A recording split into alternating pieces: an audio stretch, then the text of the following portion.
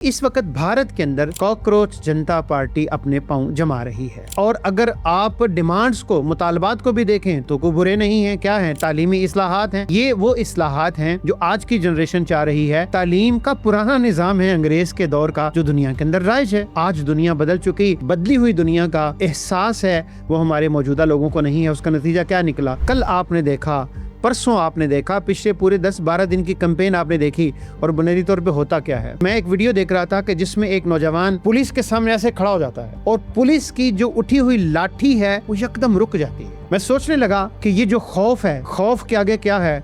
खौफ के बाद आपकी जीत होती है। जब आपके अंदर से डर खत्म हो जाता है, आपके अंदर से खौफ खत्म हो जाता है, तो उसके बाद क्या होता है? उसके बाद दुनिया आपकी हो जाती है और आप फातेह बनकर निकलते हैं। तो मैं ये समझता हूँ कि इस वक्त कॉकरोच जनता पार्टी ने बहुत ही तारीखी काम किया है इंडिया के अंदर। और आज सुबह मोदी का जो ट्वीट आपके नज़र से गुजरा, वो ट्वीट और उसकी लैंग्वेज अगर आप ये देखें तो वो बता रही है कि शिकस्त आपके माथे के ऊपर लिखी हुई है। राहुल गांधी भी इसके अंदर जंप करके आए और आप देख रहे हैं कि भारत की जो सफ़े अव्वल की क़यादत है वो भी कॉकरोच जनता पार्टी को सपोर्ट कर रही है। इसके साथ जो हम आपसे अगली बात करना चाहेंगे वो बुनियादी तौर पर क्या है भला?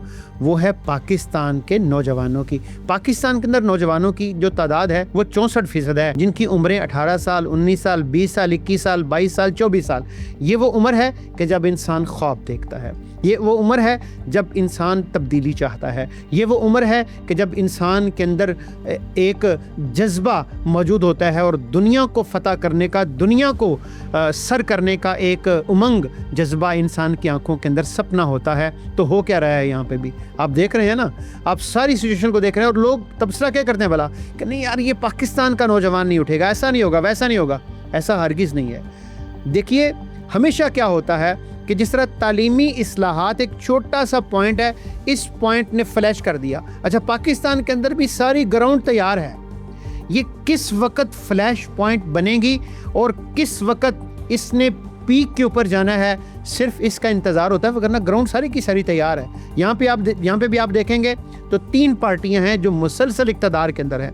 पीपल्स पार्टी है, नून लीग है और पाक आर्मी है, पाक फौज है। ये 3 पार्टियां हैं जो मुसलसल इक़्तिदार के अंदर हैं। और तीनों पार्टियों को अगर देखें तो तीनों पार्टियों ने क्या किया पब्लिक के लिए, अवाम के लिए। मुल्क कहाँ पे खड़ा है, जीडीपी कहाँ पे खड़ी है, इकोनॉमी कहाँ पे खड़ी है, आप अंदाज़ा लगा सकते हैं। तो इसलिए ये नौजवान भी कॉम्प्रोमाइज़ करने के लिए तैयार इस वक्त नहीं है। अब ये कैसे होना है, किस वक्त होना है, ये मेरा ज़ाती ख्याल ये है कि तारीख़ इसका फ़ैसला करेगी। ये होने जा रहा है, रुकना नहीं है इसने। इस वजह ये है कि ये जो माइंड सेट है ना इन पार्टियों का, ये जो माइंड सेट है बीजेपी का, ये जो माइंड सेट है आप कह लें कि ये जो हसीना वाजिद का, यहाँ भी वही माइंड सेट मरीम नवाज़ का है, यहाँ पे भी वही माइंड सेट नवाज शरीफ का है और यहाँ पे वही माइंड सेट आसिफ अली जरदारी का भी है और वही माइंड सेट हमारी अशराफिया मुक्तदरा का भी है।